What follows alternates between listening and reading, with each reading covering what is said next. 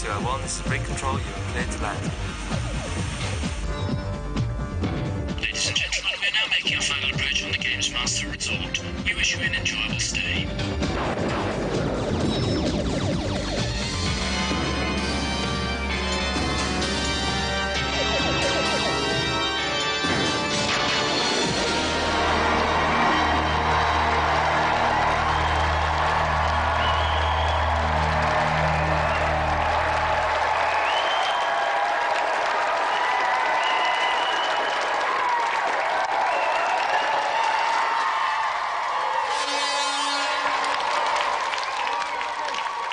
Thank you.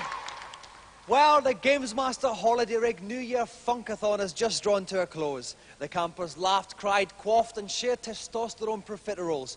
Andy Mauricio was there, inviting in the first footers of all shapes and sizes to come inside. So it is with very fragile countenances we welcome everybody's hair of the dog, the Gamesmaster.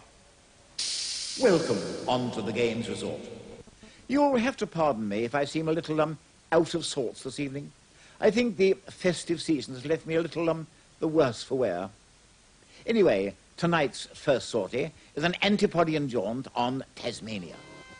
To satisfy me, the Tasmanian devil needs to be guided through the second level of Badlands in under 2 minutes. Don't forget to whirl like a cyclone as... Confound it. Dash those blasted seagulls. Oh well, good luck then. And tonight's Tasman Devil from the cheesy wastes of Cheshire, please welcome Nick Kapoor.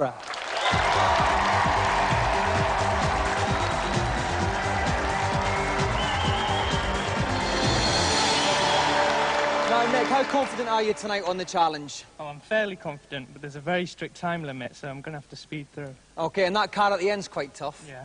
Well, we wish you all the best, Nick. If you'd like to plop yourself down on the games-playing chair, we'll get ready to start. And aiding and abetting me for this challenge is Neil West from Mega. Welcome, Neil. Thanks, Dominic. It's fab to be here. OK, Neil, now this is quite a tough challenge. He's got to complete both parts of Section 1 and wallop the end-of-level car. Any tips? Yeah, there's a long way to go. All he's got to remember is that if he's spinning when he jumps, then he covers an awful lot more ground in a lot less time. So I'd recommend that. And don't eat bombs. OK then, Nick, are you ready? Yeah. Then your 2 minutes begin now. OK, he's off. Now, he's jumped straight over the first lot of chilies. I think that's probably a mistake. If he eats the chilies, it gives Taz fire breath with which he can take out baddies. OK, now he also walloped a little... he's walloping carton things away. Yeah, that's there, right. Now, that's OK. Those little cartons, those little capsules, they give him extra energy, but he's still got all his energy left, so he doesn't need them yet. OK. But later on in the challenge, he might have to take some of those on board. He's going at a feral pace. Oh, no, he's in the quicksand. Yeah, all he's got to do is keep jumping and he's safe. Now, if he makes full use of his spin attack, then he doesn't actually have to get in the quicksand at all. He can miss all of it out. OK, then he's just over 30 seconds, just over a quarter of the way through, and he's doing very well, Neil. He's wrapped up the first bit in 37 seconds. Yeah, he got past all those geezers with great style indeed. Just took the first one and then span all the way across. But this is going to be a little bit tricky. Are we going to see some of the shortcuts you told us if about? he jumps on top of this guy here, yep, straight up. Nicely done. That misses out a good, well, 20, 30 seconds worth of level. Right, oh, he's that's got the chilies. He's got the chilies. Okay. Can we look at some bottom burps here? Well, perhaps mouth burps, Dominic. OK, so we'd nearly had 1 minute there. He's still progressing at an immense... Yeah, he's not doing too bad. Indeed, he's not doing too badly at all. Right, one quick capsule there. His energy level goes straight back up to the top, and he earns an extra 100 points. OK, so here he goes. He has got... And there we go. Oh, thank you, Neil. OK, yes, he's 1 minute 15. Almost as deadly as yours, Dominic, I'm sure. Yeah, I love it. A lovely little burp there. Now he's got 40 seconds left here. Neil, how close is he to the end of the level? Not too bad at all. The end of the level is almost in sight, but remember, he's got to get through the second and get to the car as well. Sorry, Neil, Tasmanian's fiery breath even took me by surprise there. OK, now he's going to have about 25 seconds left to wallop this car. Can he do it, Neil? Yes, he can. Now, normally he could perhaps grab a bomb and throw it at the car, but he's not allowed to do that in the challenge. What he's got to do is time his jump so he... Oh, no, he's been hit. He's took a hit. He's only got 15 seconds left. Right, he's got to make sure he jumps on top of the car as it passes underneath him. He could... 10 seconds. It's going to be very close. 10 seconds, 8 seconds, 7. He's done it. He's done it. 6 seconds to go, and Nick has completed the challenge. Well.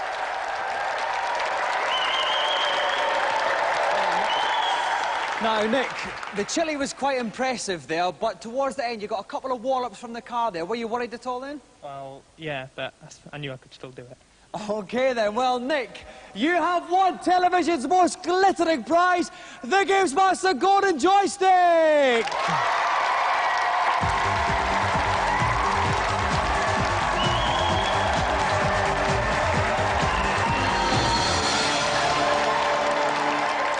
So let's have another round of applause for tonight's competitor, Nick Capel!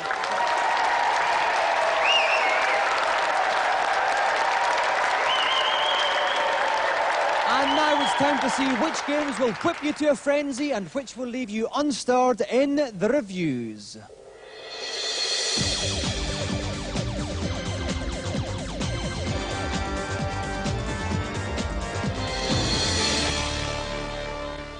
This week, it's everything from Milky Ways to Uranus as we study sci-fi games. First up, extraterrestrial gun-toting tomfoolery in a console bat with warp speed.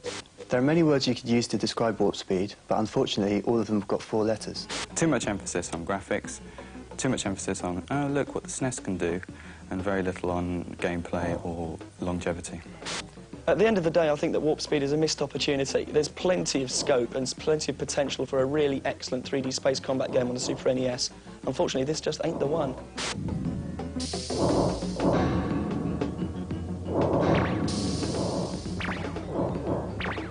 Next, the sequel to the definitive sci-fi game, Elite 2 High Frontier. Well, the freedom, again, is the main attraction of this game. You can be a ruthless pirate, killing everything and scavenging everything, or you can be a bum-licking merchant. I was very impressed by Frontier. It's a huge game with a tremendous sense of realism, so I'd recommend it wholeheartedly to anyone. By mixing a substantial amount of space trading and a lot of space shooting, Frontier manages to keep you coming back for more.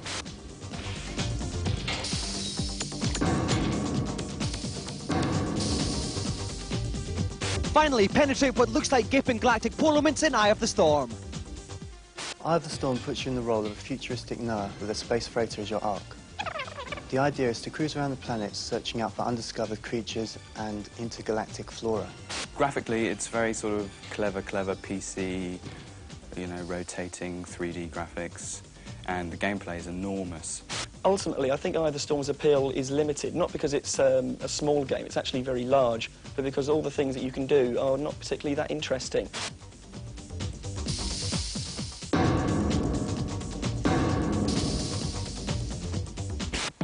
A couple of veritable corkers there tonight. Now it's time for us to stride majestically onto the Celebrity Challenge. So let's see what Gamesmaster has planned. For my second challenge, I thought we might indulge in a spot of soccer on Super Kickoff. 2 one-minute halves, if you please. Should the result be a tie, the matter will be resolved by a penalty shootout. I trust we'll all be treated to a display of exemplary gamesmanship. Now, young Tammy Edmead wrote to us saying she wanted to play this football game. But who can we put her up against? Well, we've put her up against one of the best.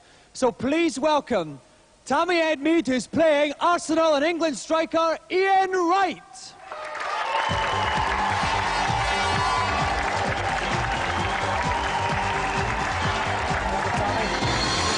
Welcome, Ian. Now, okay, thank you. Thank you. Now, Tammy, there may be a lot of people sitting at home, a lot of conservative people thinking, what's a girl doing playing a football game? But you play football yourself, don't you? Yeah, that's right. I play for the Arsenal girls team. Right, so you know about the players. What's your tactics going to be against Ian? Just a lot of passing and a lot of attacking. Okay then, now, Ian, you are probably the most feared striker in the Premier League, but how are you going to get the ball to your front men? I think I'm going to play the long ball game. If that don't work, then I'll have to wait to go to penalties. Okay then, it looks like you're the pre-match favourite, slightly, Tammy. If you'd like to sit down in the right-hand chair, Ian in the left, and we'll get ready for kick-off.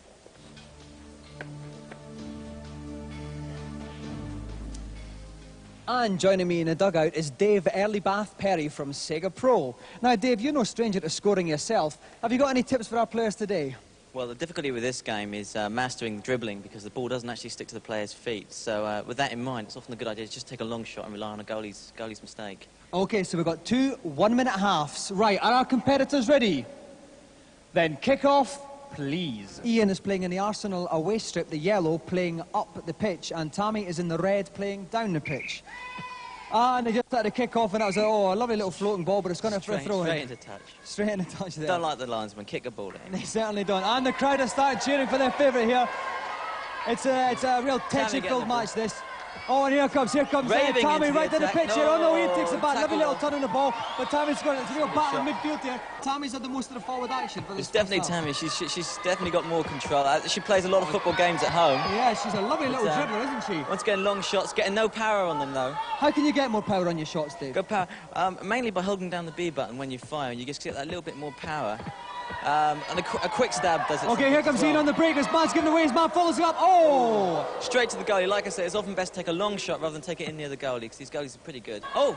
Oh no, but Ian's picked it up nicely. Ian's dribbling up number 2. What a brilliant display. He's up to the goal. Oh! But he gives it away. But Ian's picked it up again. Ian's dribbling up. He's at the outside of the box. He shoots. Shot. Oh, let's get too close to the goalie. Out he came. I tell you what, Ian's defenders make lovely strikers. That's right. Oh, and it's half-time. And the score is 0-0. Okay, so this game is very finely poised. We've seen a lot of action, but not too many goals. So if you want to find out who wins between Tammy Edmead and the Arsenal and England striker Ian Wright, join us after the break.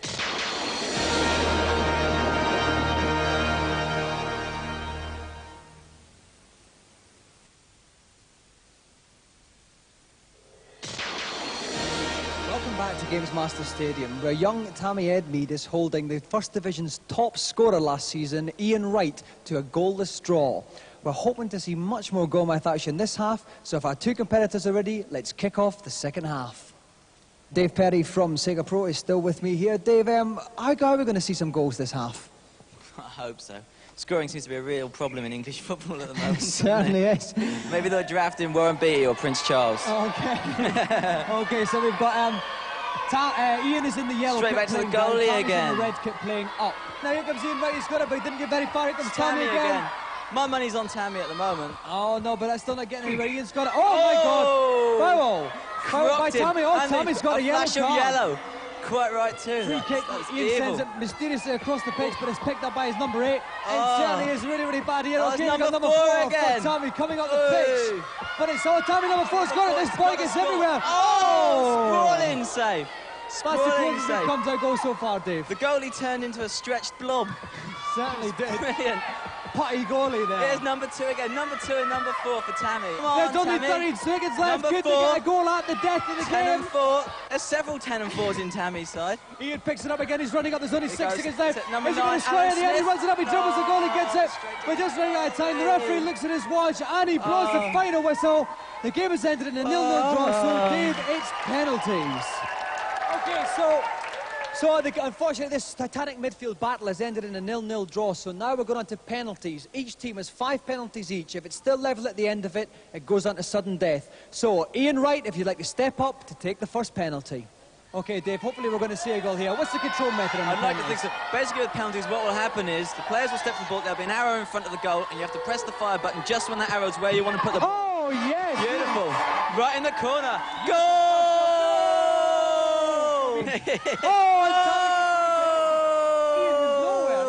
Okay. Oh, and Ian puts that one Beautiful. wide. The pressure's got him. That was a real Stuart Pearce stroke Chris Waddle combination. And here comes Tammy. She could take the lead here. England important penalty kick. Oh, yes! He's got Scottish goalie's disease. Oh! But he's put that one. Little shuffle to the side. So it's 2-1. This is Tammy's third one she's about to take now. Beautiful. Yo! You got 2 penalties each left. And it's 3-2 to Tammy. He doesn't want to play. He wants to go home, doesn't he? I can't blame him. No, Tammy's one doesn't want to go anywhere.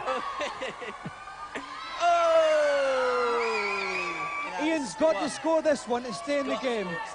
That's the question. Ian shoots and scores! It's 4-4. Tammy's got 1 more left. If Tammy scores this one, she's won the challenge. So here goes Tammy. Tammy's man's at the ball. He shoots. He scores! Tammy wins the challenge!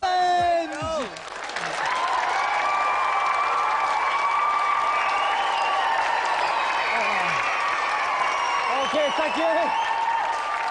Thank you. Now, Ian, you got the draw like you were hoping for. You went to penalties. But talk us through your goalkeeper. What was he doing? I don't know. He wasn't moving when I was pressing him to move. I don't know what was wrong with him. But the way the game went, Tammy played a lot better than me. I think she deserved to win in the end. Okay. So well done, Tammy. You've beaten Ian's one of your footballing heroes, isn't he? Yeah, he's brilliant. Oh, that's good. OK, well, Tammy, because you've beaten Ian, you are the proud winner of television's most glittering prize, the Gamesmaster's Golden Joystick.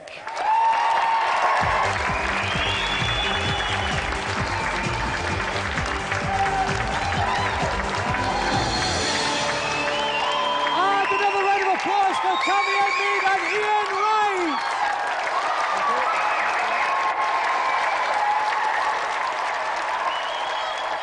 OK, thank you, thank you. Now, after that hectic display, it's time for some tips on games and life in general from the Gamesmaster.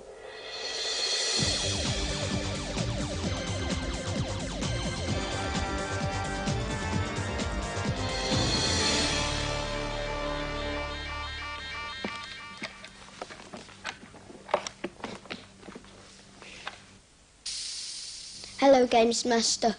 Welcome up to the helipad. What is it that's troubling you? On Zelda 3, I cannot get to the second part of the Skull Forest dungeon. Please, can you help me?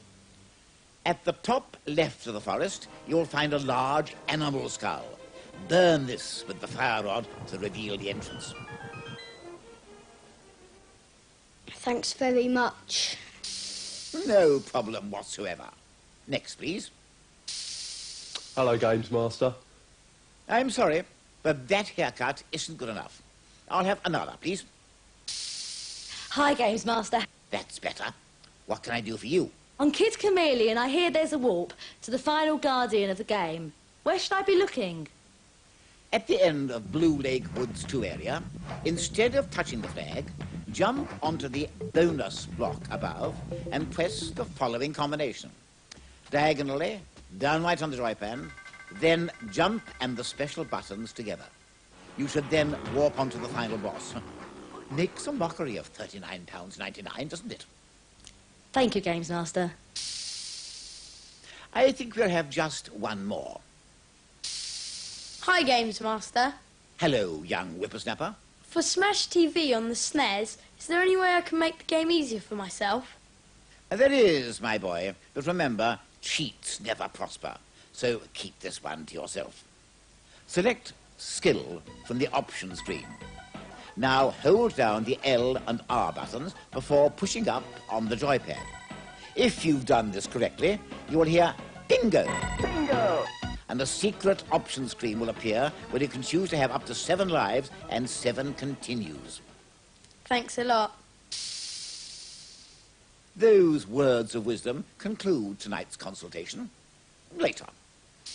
Some more good old-fashioned solutions to modern-day problems. Now it's back to the slightly misshapen headed one for tonight's final challenge. Back so soon? The appetites of the boy racers everywhere will be sated by my last offering for tonight. A high-speed encounter on Nigel Mansell World Championship. Each contestant has one go to record the fastest possible lap time. Don't forget to fasten your seatbelts. For this challenge, we have a bourgeois v proletariat struggle Lenin himself would have been proud of. Please welcome Clive Burden and his boss, Richard Walkling.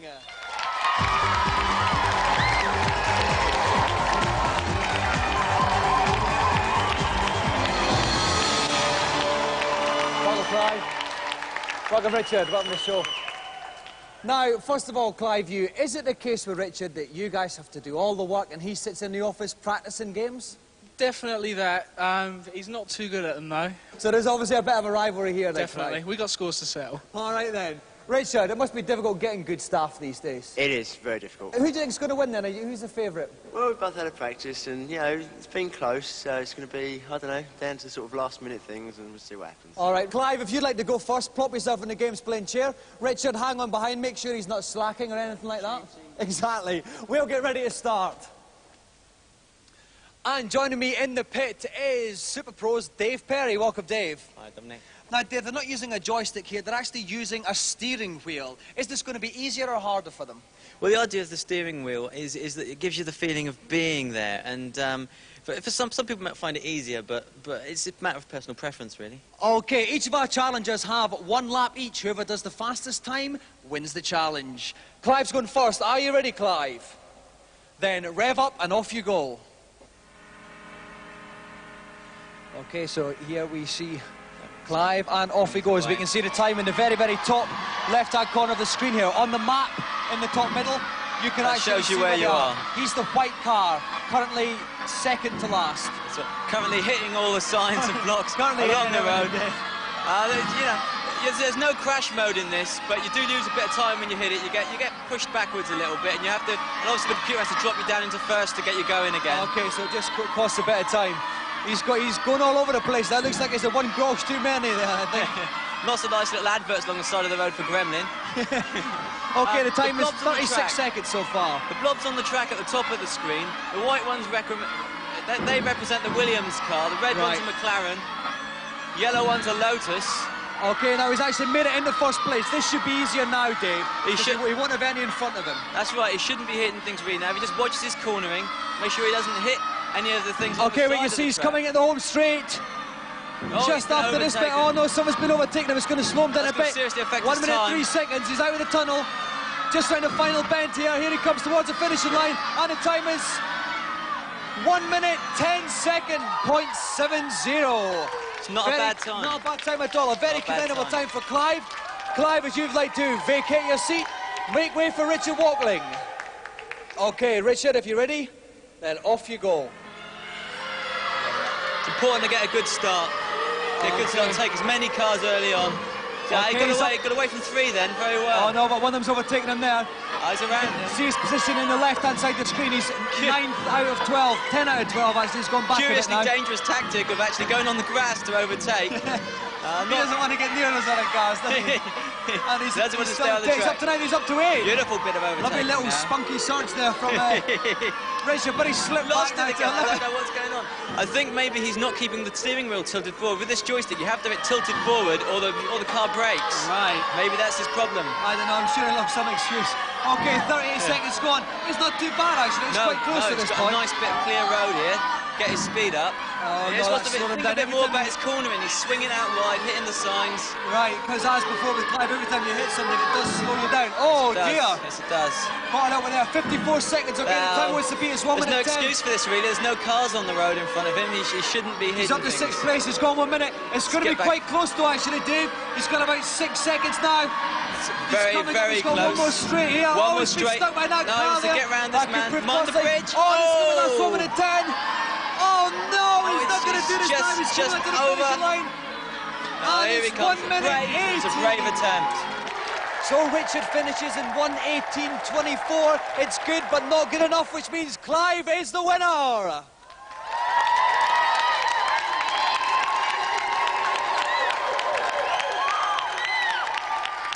Settle down a bit. Now, Clive, that was absolutely brilliant. You completely tanked him. What have you got to say for yourself? Well, it's definitely one for the workers, and it shows you that it starts with the staff and it ends there. All right, well done. Listen, Richard, I bet you're going to dock a day's holiday off him for this. Doesn't get a holiday. All right, fair enough then. All right, well, Clive, you may not have a holiday, but you do have a golden Gamesmaster joystick.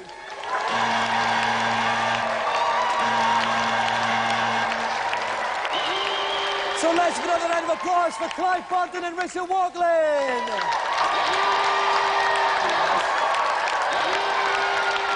Well, we've run out of time once more. The dinner gong has sounded. Auntie Marisha's done us some halibut lightly tossed in brine.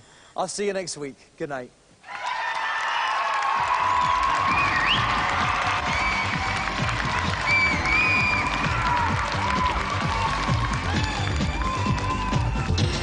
The Gamesmaster Club is open to all our viewers. It costs £11.15 for a year's membership. To find out more about what you get, either send a large stamped addressed envelope to the Gamesmaster Club, PO Box 91, London E14 9GT. Or you can ring this number, 0891 600 123. Cost 36p a minute cheap rate and 48p at all other times. You must have permission from whoever pays the phone bill.